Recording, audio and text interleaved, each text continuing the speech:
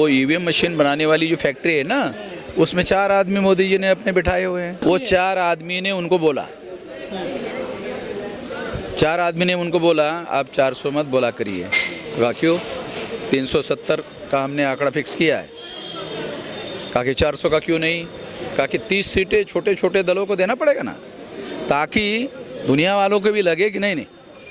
तो लोग कहते हैं कि मैं कोर्ट जाऊंगा, कोर्ट भी डिसीजन सही से नहीं ले रहा। सर याचिका तो आपने भी कर रखी है। नहीं, मेरे पास तो एक निर्णय आ गया है और उसके अनुसार जो सुप्रीम कोर्ट को करना चाहिए उस दिशा में सुप्रीम कोर्ट कुछ कह रही है। सुप्रीम कोर्ट के पास कुछ फैसले अभी है पेंडिंग। अगर वो 8 दिन में फैसला कर ले, 8 मार्च तक एक फैसला आने की संभावना है, 8 मार्च तक आने की संभावना है। ईवीएम तोड़ना देशद्रोह में नहीं आता है।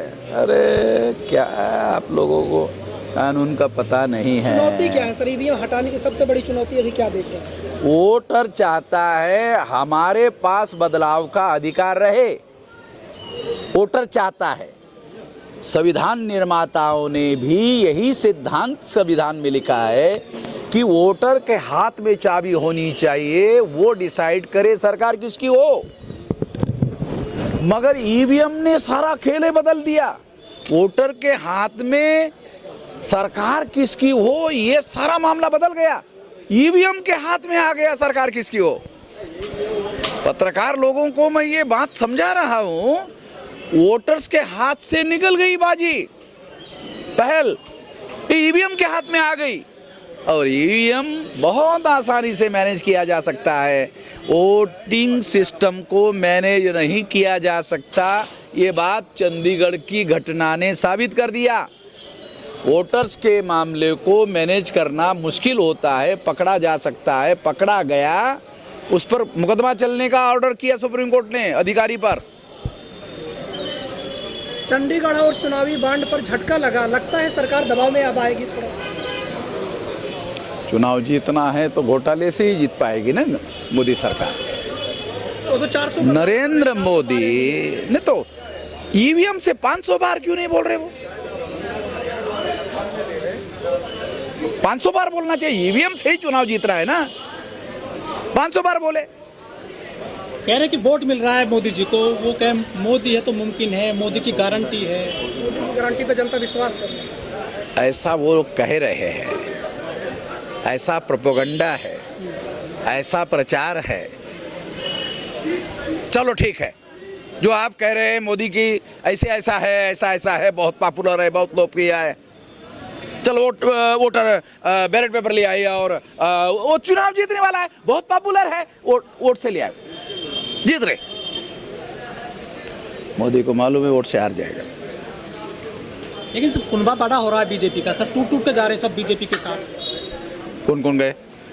सर नीतीश चले गए, जैन चले गए हैं, और भी कांग्रेस के 2 चले गए, अशोक चौहान चले गए हैं। देखो, जो बात है बीजेपी में, जो लोग चले गए वो चले गए, 2-3 लोग। उसके जाने के बाद 38 पार्टियां थी, तो 38 पार्टी में चुनाव नहीं जीत रहे थे।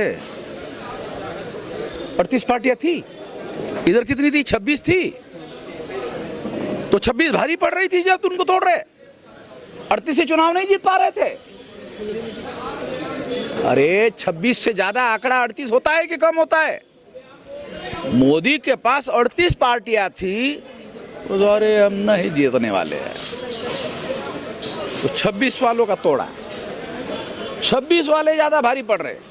राहुल गांधी पूरे देश में चक्कर लगा रहे हैं, लेकिन ईवीएम पे खुलकर नहीं बोल रहे हैं। सिर्फ दिग्विजय बोलते हैं, या दिल्ली के कुछ नेता आज बोले हैं ईवीएम को लेकर आपके साथ में आ गए हैं आज। राहुल जी इसलिए नहीं बोलते हैं क्योंकि राहुल जी के ही तो पार्टी ने ईवीएम को लाया। 84 में ईवीएम को लाया किसने? अगर राहुल जी ईवीएम पर बोले तो इमीडिएट लोग बोले अरे आप ही ने तो लाया।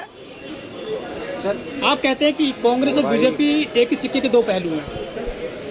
एक ही है यार, 2 काहे को खामखा बोल रहे हैं। सर बीजेपी की ईवीएम का विरोध सिर्फ SC ST OBC कर रहा है, 7 क्लास के लोग नहीं आ रहे सर। हैं?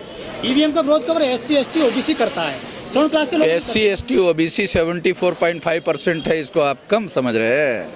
इन्हीं को क्या दिक्कत है सर? है? क्या दिक्कत है इनको ईवीएम से? किसको? SC ST OBC को? अगर इनके पास से वोट का अधिकार छीन गया तो इनके पास कुछ भी नहीं बचेगा। इनके पास केवल वोट का अधिकार है।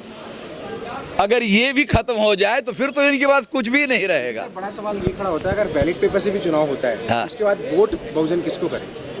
वोट किसको करे, कम से कम वो अपना चॉइस से वोट कर सकता है, मगर ईवीएम की वजह से चॉइस को करने का विकल्प खत्म हो गया, क्योंकि ईवीएम में जाने के बाद वो जिसको चाहे ट्रांसफर कर देता है अंदर ही अंदर। सर आप करीब 10 साल से लग रहे हैं ईवीएम को लेकर, लेकिन सफलता आपको भी नहीं मिल रही है। सारे देश भर में 6.5 लाख गाँव में चुनाव आयोग मशीनें घुमा रहा है समझाने के लिए। पागल लोग हैं चुनाव आयोग के लोग, बगैर दबाव के कर रहे हैं।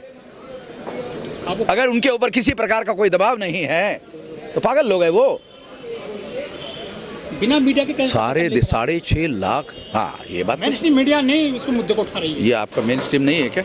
अरे सोशल मीडिया पहले नंबर का मीडिया हो गया दुनिया में। अपनी ताकत को पहचानो।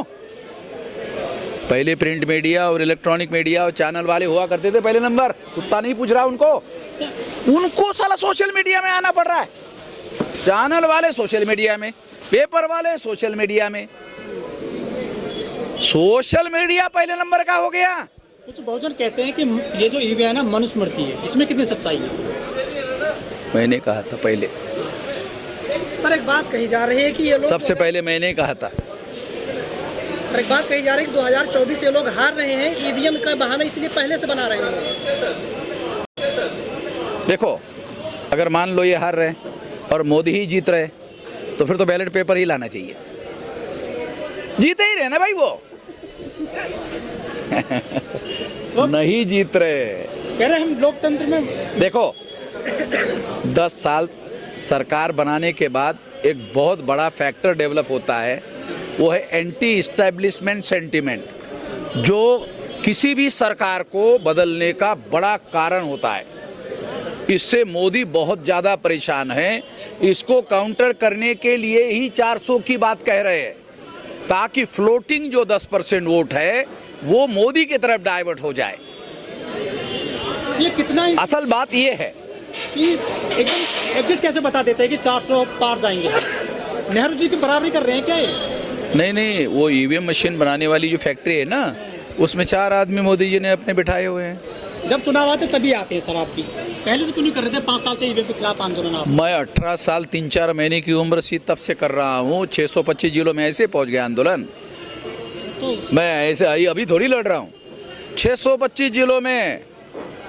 कल की कॉल दी गई है लेकिन पुलिस ने अनुमति नहीं दी जंतर मंतर पर। देखो कल आप रहोगे सर? हम अपने नेताजी जो है, हम उनका सपोर्ट कर रहे हैं। हम उनके सपोर्ट में। अलग अलग क्यों चल रहे हैं सर आप सब? सपोर्ट में हैं। अरे यार, हमने उनको कहा हमको सपोर्ट दे रहे, बोल रहे अलग अलग चल रहे। अरे तो आप इकतीस करते हैं, कोई कौन सा उल्टा पुल्टा सवाल पूछ रहे हैं? अभी 2024 के चुनाव में वो भी दिखेगी। आप हमेशा से कांग्रेस का विरोध करते रहे हैं और आज आपने मंच साझा किया कांग्रेस के साथ ही, तो क्या आप हमारी औकात होती अकेले बीजेपी को हरवाने की तो बिल्कुल भी नहीं करते, छुपा के रख रहे हैं। मतलब आप खुद ही मानने की आपकी औकात नहीं है? हाँ। लग्न समारंभ असो वाढदिवसाची पार्टी व इतरही शुभ कार्यासाठी बुलढाणा शहरापासून अवघ्या 1 किलोमीटरच्या अंतरावर निवांत हॉलिडेज आपल्यासाठी सज्ज झाला आहे। 800 लोकांची बैठक व्यवस्था असलेला प्रशस्त हॉल आणि यामध्ये अत्याधुनिक अशी करण्यात आलेली रोषणाई निश्चितच मन मोहून टाकणारी आहे। 70 बाय 70चा हॉल आणि त्यासमोरच लागून असलेली 17 बाय 27 ची प्रशस्त अशी गॅलरी। प्रशस्त अशा इमारतीमध्ये 10 बाय 15 व 10 बाय 20च्या अशा AC लक्झरी रूम्स, निसर्गरम्य वातावरणात 2 ते 2.5 हजार लोकांसाठी पुरेल असा ग्रीन लॉन। अजिंठा रोडवरील निवांत हॉलिडेजला एक वेळ अवश्य भेट द्या। संपर्क संतोष पाटील 98 22 51 51 35 वर संपर्क करा।